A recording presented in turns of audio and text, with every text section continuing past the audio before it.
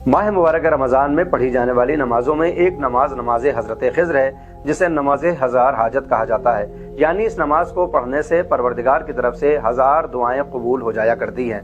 नमाज का तरीका ये है कि पहली रकत में सूरह हमद के बाद 10 मरतबा सूरह काफिरून की तिलावत होगी। वहीं दूसरी रकत में सूरह हमद के बाद 10 मरतबा सूरह तौहीद को पढ़ा जाएगा। नमाज के तमाम होने पर सजदे में सर रखेंगे और 10 मरतबा कहेंगे अल्लाहुम्मा सल्ले अला मुहम्मद व आले मुहम्मद, और 10 मरतबा सुब्हानल्लाहि वल्हम्दुलिल्लाहि वला इलाहा इल्लल्लाहु वल्लाहु अकबर वला हौला वला कुव्वता इल्ला बिल्लाहिल अलिय्यिल अज़ीम, और 10 मरतबा कहेंगे रब्बना आतिना फिद दुनिया हुस्नही व फिल आखिरते हुस्ने। ये नमाज हजरत खिज्र से मंसूब है और हजरत खिज्र को खिज्र इसलिए कहा जाता है क्योंकि आप जहाँ पर बैठ जाते हैं यानी नमाज पढ़ते हैं या जहाँ से गुजर जाते हैं वहाँ हरियाली हो जाती है। मौला इमाम रज़ा अलैहिस्सलाम इरशाद फरमाते हैं कि खिज्र को जहाँ भी याद किया जाए वो पहुँच जाते हैं, लिहाजा जब भी उनकी याद आए उनको सलाम किया करो। हजरत खिज्र ही वो नबी हैं कि जो हमारे जमाने के इमाम की मदद फरमाने वाले हैं, यानी इमाम अली मकाम जब आएंगे ज़ुहूर फरमाएंगे तो उनकी मदद करने के लिए भी हजरत खिज्र हाजिर होंगे। हजरत खिज्र के पास हजरत मूसा को भेजा गया था